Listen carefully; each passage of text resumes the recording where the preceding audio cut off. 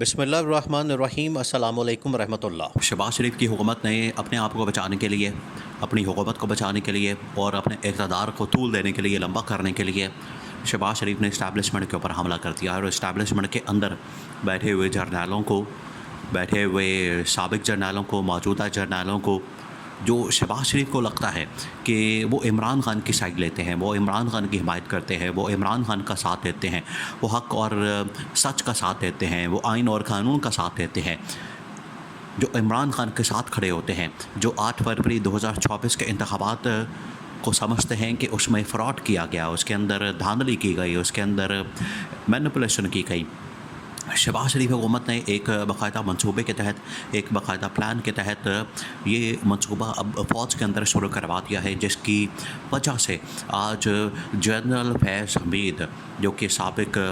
Corps commander رہ چکے ہیں، سابق DGI رہ چکے ہیں، اتنی اہم ترین پوزیشنز کے اوپر جنرل فیض حمید نے کام کیا ہے، لیکن ان کے اوپر جو ہے اب کریک ڈاؤن کیا گیا ہے اور فوج کی جانب سے حراست میں لیا گیا ہے جنرل فیض حمید کو۔ اصل میں اس کے پیچھے جو سازش ہے وہ اس حکومت کی ہے۔ دیکھیں، حکومت کریک ڈاؤن کے اندر اتنی آگے جا چکی ہے، یا انتقامی کارروائیوں کے اندر، یا جو پولیٹیکل وکٹمائزیشن ہے، کہ جو بھی ان کا مخالف ہے۔ دیکھیں، ایک زمانے میں یہ شریف خاندان والے اور زرداری خاندان والے، آپ ان کی ماضی کی جو سٹیٹمنٹس ہیں، آپ ان کے ماضی کے جو بیانات ہیں، آپ ان کی ماضی کی جو باتیں ہیں، آپ ان کی ماضی کی جو چیزیں ہیں، اس کو سامنے رکھیں تو آپ کو پتہ لگ جائے گا کہ یہ کس قدر اسٹیبلشمنٹ کے متعلق بغض رکھتے ہیں، نفرت رکھتے ہیں، ان کے متعلق برے خیالات رکھتے ہیں، یا ان کے متعلق نیگیٹو ہمیشہ اظہار کرتے ہیں، نیگیٹو چیزیں کہتے ہیں۔ خواجہ آصف سمیت شہباز شریف، نواز شریف، مریم نواز، آصف زرداری، یہ تمام وہ لوگ ہیں جو کہ باقاعدہ اسٹیبلشمنٹ کے خلاف بولتے رہے، ان کے خلاف زہر اگلتے رہے۔ ایک مرتبہ جب پوچھا گیا، آصف زرداری کے سامنے یہ بات رکھی گئی کہ DGI جنرل فیض حمید کو بطور DGI ہٹا دیا گیا، یا ان کو وہاں سے شفٹ کر دیا گیا پشاور کے اندر کور کمانڈر کے طور پر، اور وہاں سے ان کو بہاولپور کے کور کمانڈر کے طور پر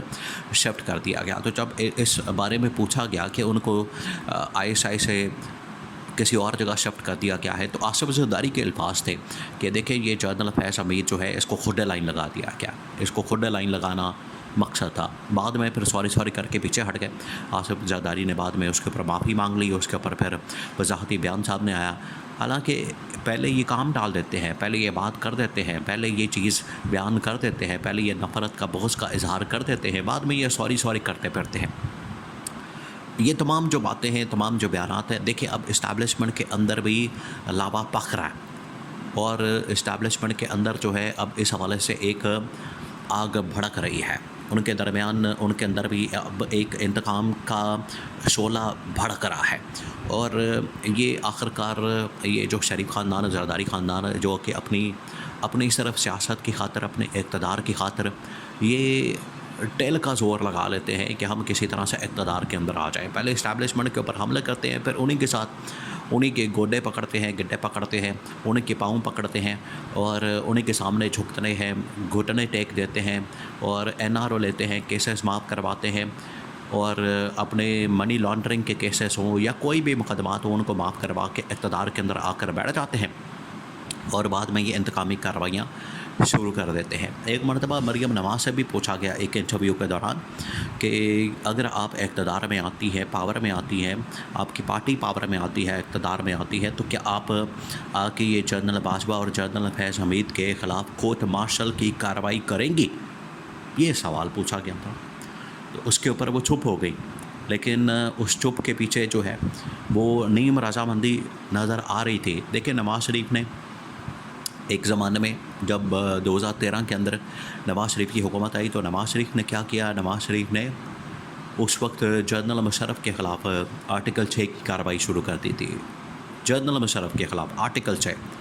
اور جنرل مشرف کے خلاف تو ان کا جو ذاتی بغض تھا، ذاتی اناد، ذاتی دشمنی، ذاتی نفرت تھی، کیونکہ ان کا خیال یہ تھا کہ انہوں نے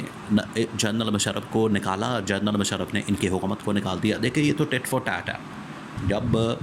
یہ حکومت تو نہیں جانی تھی، حکومت گھر نہیں بھیجی جا سکتی تھی۔ اگر نواز شریف نے जनरल मुशर्रफ को गैर आइनी गैर कानूनी तरीके से हटाया या वो हटा रहे थे, उनके ख़िलाफ़ एक्शन और कार्रवाई हो रही थी, उनके ख़िलाफ़ ये एक भरपूर एक्शन लिया गया था जनरल मुशर्रफ के ख़िलाफ़। तो जवाब में फिर जनरल मुशर्रफ ने नवाज़ शरीफ की हुकूमत को घर भेज दिया और उस वक्त गैर आइनी गैर कानूनी तरीके से जनरल ज़ियाउद्दीन भट्ट को इन्होंने, जो उस वक्त DGI थे, उसको आर्मी चीफ़ लगा दिया। उसको जो है उन्होंने आर्मी चीफ़ के ओहदे पर प्रमोट कर दिया और जब प्रमोट कर दिया तो उसकी कोई बात ही नहीं सुनना था। उसको GHQ के अंदर एंट्री उसकी बंद कर दी गई। देखिए ये सब कुछ इनकी वजह से हुआ। वो पहले से एक साजिश तैयार की जा रही थी, पहले से एक प्लान तैयार किया जा रहा था, एक मंसूबा बनाया जा रहा था। नवाज़ शरीफ पहले से ये तय करके बैठा था, पहले से ये मंसूबा बना के बैठा था कि मैंने किस तरह से जनरल मुशर्रफ को घर भेजना है। तो आखिरकार जनरल मुशर्रफ ने रिएक्शन दिया। अब ये सारा कुछ इस वजह से कर रहे हैं, आज के दौर में वही वाला सारा कुछ रिपीट किया जा रहा है सिर्फ इस मकसद के लिए कि इनका जो इक़्तिदार है वो इक़्तिदार इनका चलता रहे, इनका जो इक़्तिदार है वो लंबा होता रहे, इनका जो इक़्तिदार है वो चलता रहे, उसको तूल बख्शी जाए और ये कुर्सी के साथ चिमड़े रहें, बस इनको कोई ना हटाए। और इस वजह से इस्टेब्लिशमेंट के अंदर इस वक्त ये हुकूमत जो इस वक्त बरसर इक़्तिदार है, एक मरतबा ख्वाजा आसिफ ने कहा था कि ये फ़ौज जो है हमें नोच रही है, हमारी हड्डियाँ खा रही है, हमारा गोश्त भी नोच रही है। तो उस वक्त अफसरान ने इसको सलूट करने से इनकार कर दिया था। तो ये जो ख्वाजा आसिफ है आजकल फिर बड़ी बातें करता फिर रहा है। ख्वाजा आसिफ जो है वो तो 45 फॉर्म 47 का MNA है और डिफेंस मिनिस्टर है, जाली डिफेंस मिनिस्टर है, जाली वज़ीर दिफा है। और आजकल फिर ये जहर उगल रहा है और फिर ये गलत बयानी कर रहा है और शरंगेज़ी कर रहा है। तो इसके ऊपर इस्टेब्लिशमेंट के अंदर इस वक्त सोच पाई जाती है, उनके अंदर ये फ़िक्र मौजूद है और उन्होंने इस बारे में पूरी सूरत हाल का बड़ी बारीक बीनी के साथ, बड़ी क्लोजली और बड़ी ही जांच पड़ताल के साथ, गहराई के साथ पूरी सूरत हाल का जायज़ा लिया। और आखिरकार अब इनको नज़र आ रहा है कि अगर ये इस्टेब्लिशमेंट के ऊपर हमला पर होंगे, देखिए ये जो प्रेसिडेंट सेट होने जा रहा है जनरल फैज़ हमीद का, ये बड़ा खौफनाक होना है। ये फिर मौजूदा DGI के लिए बड़ा खौफनाक हो सकता है।